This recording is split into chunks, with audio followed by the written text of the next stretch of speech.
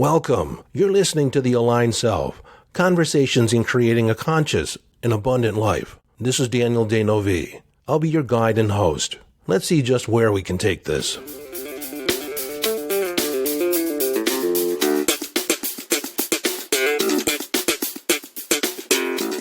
Hello, friend, and welcome back. In this 5-Minute Friday, I want to talk about energy, the fact that everything is energy. Whoops, hold the phone. Now, I originally wanted this to be a 5-Minute Friday, thought it was going to be really short, concise, but nope.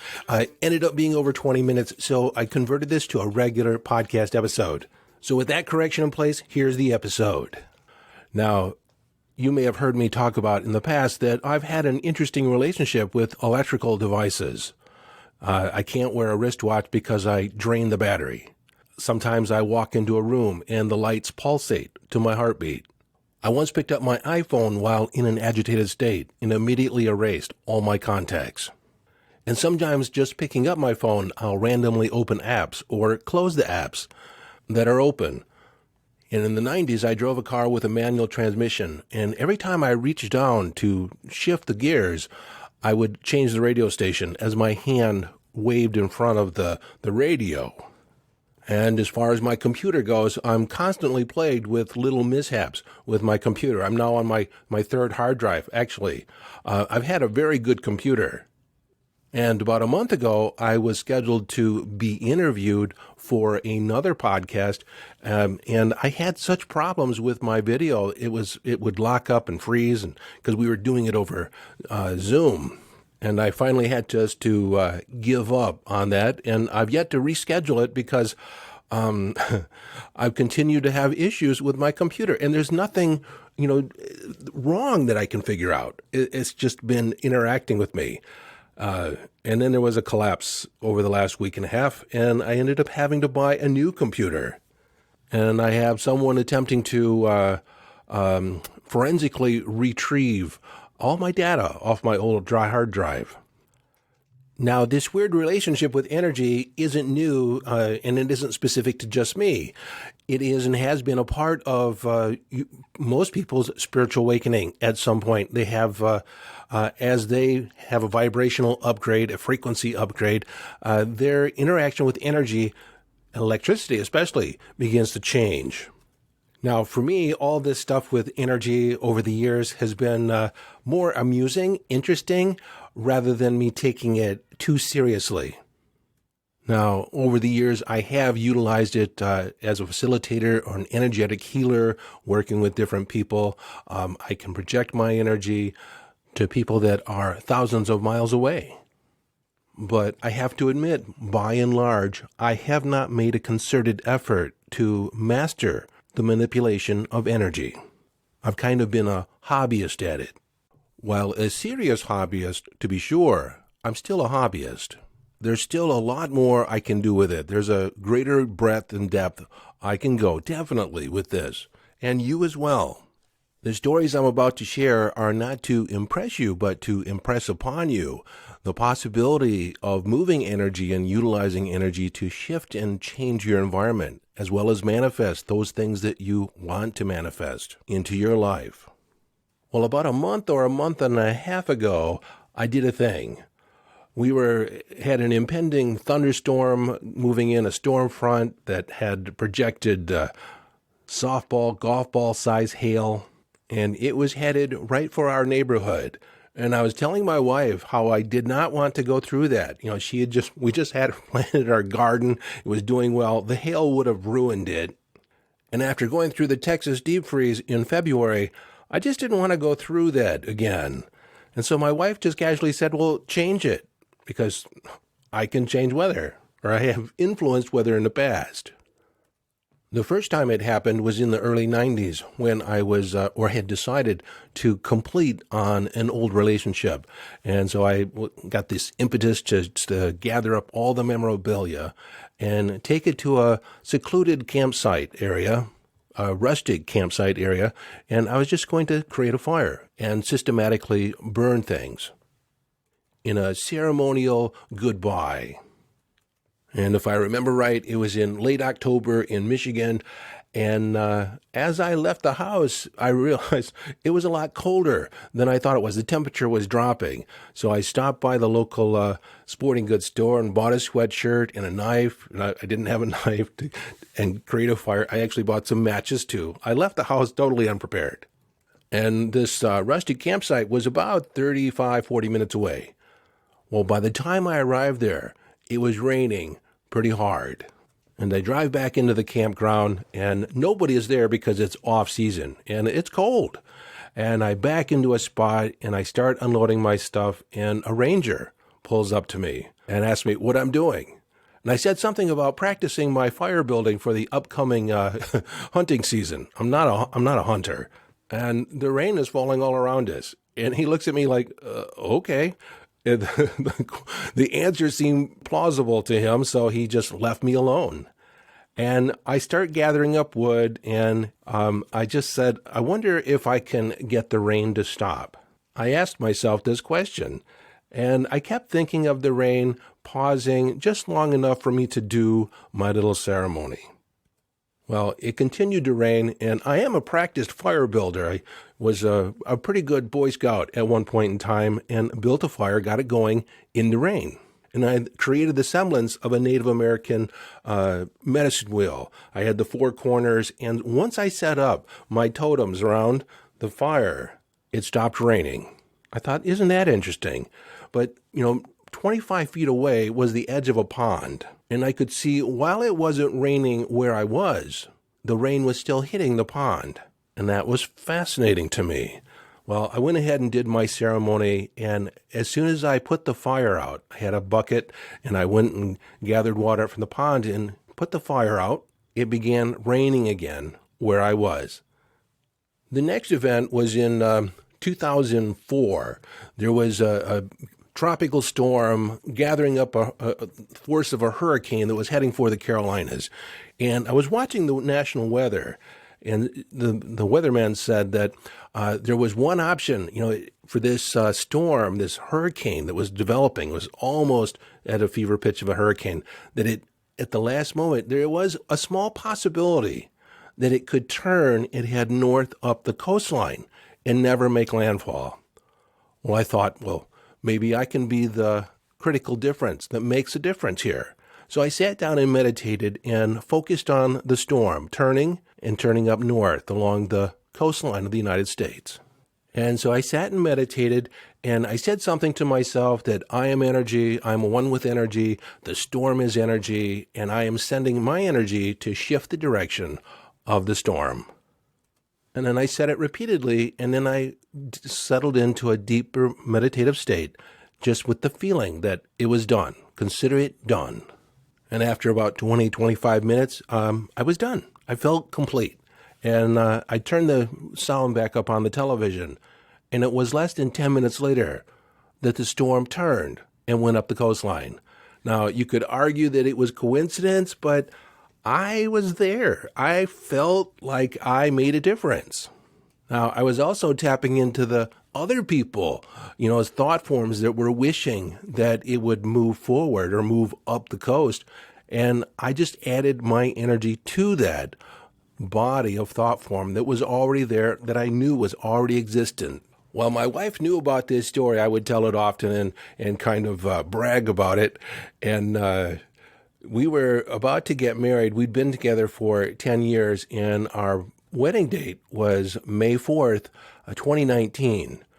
And we kind of projected out that we'd like nice weather, but as it was coming up, it was nothing but rain in the DFW area. And it was projected to rain the whole day on our wedding day. And frankly, that just wouldn't do because our ceremony was outside. And my wife asked me, what are we going to do? I said, the only thing I know to do is to shift the weather. So on Thursday, I forecasted out that, sure, it could rain Friday night. It could even rain Saturday morning. But it was going to clear and be nice and sunny, beautiful the rest of the day. And then it could rain on Sunday again if it wanted to. Well, Friday night, the night of the rehearsal, it rained cats and dogs. Gusty wind, blustery. It was scheduled to rain all night and into the next morning. And then they said that it should clear about 10 o'clock. And so it did. The sun came out, things dried off. It was absolutely beautiful. And my wife and I joked the whole time that we changed the weather. Well, on our honeymoon, we spent a couple days in a cabin in Fredericksburg, and it had rained. It started raining a great deal. And we were scheduled to leave Fredericksburg and head down to San Antonio. And we had plans to hang out on the Riverwalk down there, which is an outside activity. And again, watching the weather, it was scheduled to rain for the next 3 to 5 days. And I said to myself, well, it's going to rain. Let's get everything out right now. I think now's the time for it to unleash all its fury, all its energy. And it was right after I made that statement, the rain just was a deluge. You could hear it on the roof. You could see it. You couldn't see more than 20 feet out the window. The rain was so coming down so hard. Well, we did have to check out, so we ended up having to drive in this rain. In fact, it did let up just long enough for me to load the car, and then it started raining again. And it was raining so hard, I had to pull over 3 or 4 times. It was so much weight on the car that the car was also hydroplaning from time to time because of the amount of rain on the road. And I wasn't going very fast. I had slowed down to about 35 miles an hour. Well, after about 45 minutes of that, we drove out of it, and we didn't see any more rain the rest of our honeymoon. Completely different than what the newscaster had projected, the weather forecaster had projected. So back to this storm that was heading our way about a month ago. She said, do your thing. So I basically, I guess you could say I cast a spell around the house. I protected the house, and in my arms, I just visualized the storm moving around us. You know, I'm not going to stop it completely, so I just wanted to protect the area that we were in. So I kept motioning around the house, around our property, around our neighborhood. And lo and behold, the weather, we never got the weather that they predicted. We got a little bit of rain, but never got the hail. The next day, I discovered that there were people on Facebook that were only 2 blocks away from us, holding pictures in their hand of golf ball and softball size hail. The hail, the worst of the weather, went completely around us. Well, since then, we've had rain forecasted, storms forecasted for our neighborhood. And each time they've dissipated before it hits our area or moves completely around us. And my wife joked, said, you really laid down a spell that time of protection. And she said, but my garden is kind of drying up. It could use some rain.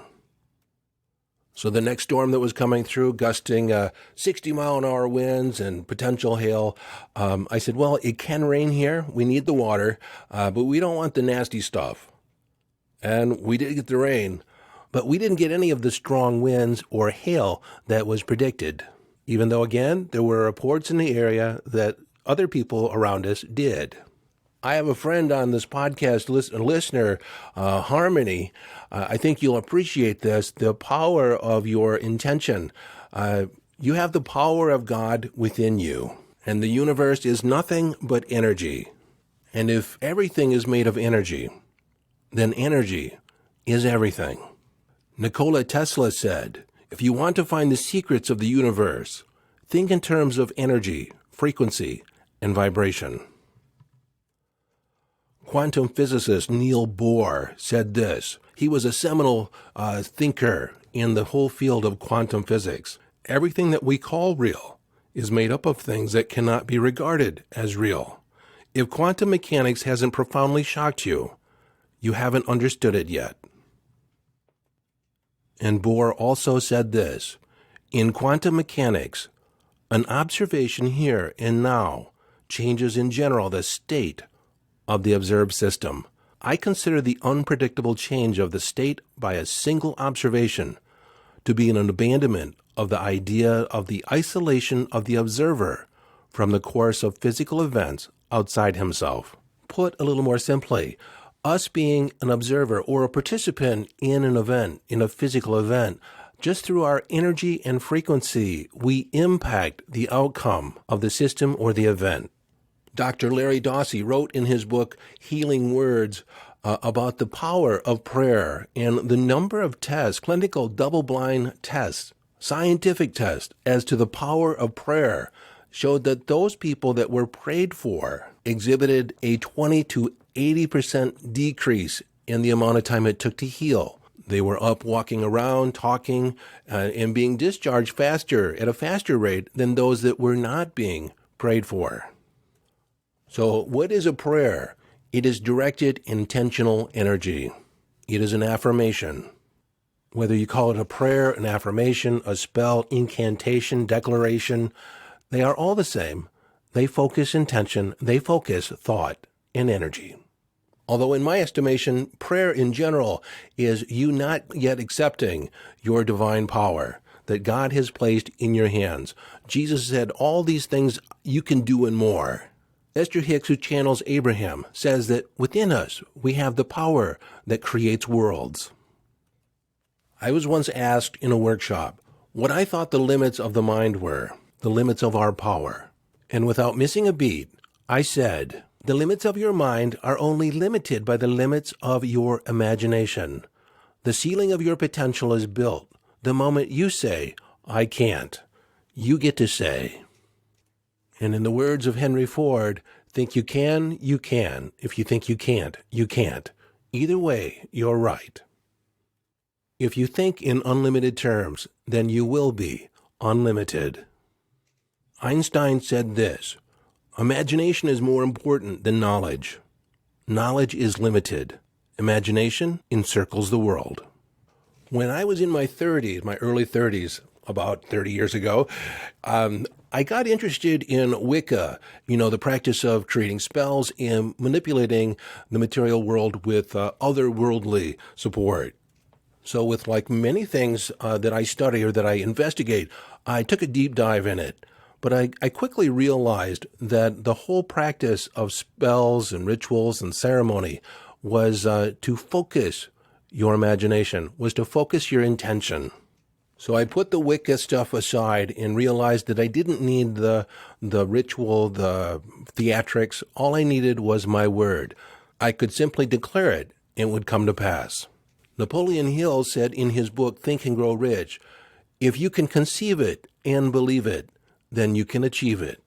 Well, as I'm speaking here, I originally intended that this was going to be the 5-Minute Friday, but, we're up around 19 minutes and probably going to go a little bit more. I have this realization just now as I'm speaking that this is definitely an area that I need to delve more into. And like I said earlier, I've been a hobbyist in this area. I've been casual about my manipulation with energy. I've done it in passing. Yet lately, I've come across several people who are practiced using and manipulating their environment through their use of energy, their command of energy. And I've been waking up with energy programs, energy exercises going through my head. I know a lot about this. I've read a lot about it, but I have not been practicing it, not intentionally, not concertedly.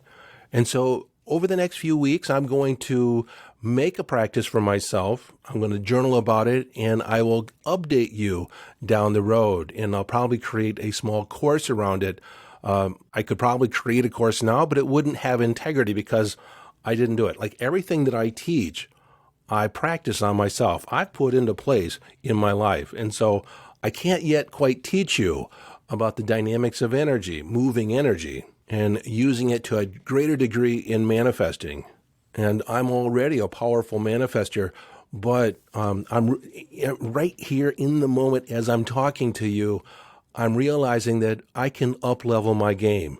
And by consequence, I can assist you in up-leveling your game too.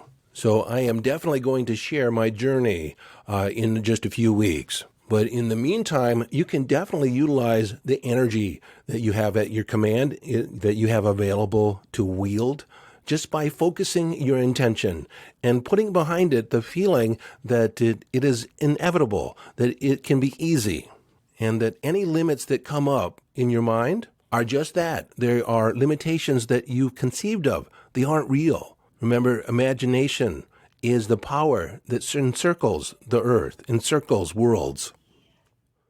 So one way of doing this is start small. Don't go for the big stuff. Don't go for stuff that you've had resistance with in the past, usually money or other things, relationships. Maybe relationships have never worked out for you. So before you start with the big stuff, build momentum with some little stuff. Conjure up some, phenomenal parking spots. Create the intention to generate some found money, an extra $5, $10, $20, $50, and just, having no idea where it's going to come from, but just be expectant that it will show up. And just be curious about when might it show up, and won't it be a pleasant surprise when it does? And then forget about it. So just how much focus is required? How much is needed to generate energy, to focus into a material event? And attract things on a vibratory level? Not very much. Not very much at all. Just about, a minute or two of focused, expectant thought. About 3 months ago, I was in Costco, and I was wearing a T-shirt, a black T-shirt with "Holy Cow" written across the chest. Now, this is a phrase from sportscaster Harry Carey. He was famous for always saying it, "Holy cow!" in an exclamation about a phenomenal play and such. But there was a young girl who obviously didn't know Harry Carey who referenced my shirt and said, "Oh, you must love cows." It is Texas. It is Fort Worth. There are people that still are cattle ranchers. And she began talking about how much she loved cows. And she said, "You must really love cows in order to wear a shirt like that." And I tried to explain, well, I do like cows, but, that's not what this phrase is about. This is a former sportscaster, and it just didn't resonate with her. Like, she couldn't understand it because in her mind, she was focused on cows and how cute they were and how adorable they were and how much personality each cow had. And I agreed with her. Now, understand, I've had this shirt for over a dozen years, and I can count on one hand the number of people that have referenced the shirt or said something out loud. And frankly, 3 of those references happened when I was in India, where they hold cows sacred. Someone just, as they're walking by, would say, "Holy cow." But again, less than 5 times, someone has said something about it. And most of the time, I forget I'm even wearing it. But after our little conversation with this little girl, a young girl, she was obviously like early 20s, at Costco, 3 more people referenced the shirt between the register and the exit. The guy that was standing in front of the air conditioners, the upgraded services that Costco offers near the exit across from the service desk, he said, "Holy cow." And then a woman at the service desk turned and said, "Oh, holy cow." The guy at the exit said, "Holy cow." So this might be a minor example, but it shows you the power of intention, the power of focused energy, and how it begins drawing circumstances to your life immediately. And I say immediately because it does happen immediately unless you throw a doubt in there. The amount of doubt that you're carrying around an intention determines the speed at which it shows up in your life. So, okay, I think I've rambled on enough so far about this episode today, but I definitely want to talk more about this, and will do so in more depth in the future. I absolutely love the idea, love the vibe that is felt within me when I talk about it, and a lot of the things I talked about just flowed off the top of my head. But that's it for today. This is Daniel Denovi, reminding you to be responsible for your energy. Follow your bliss and live the epic life.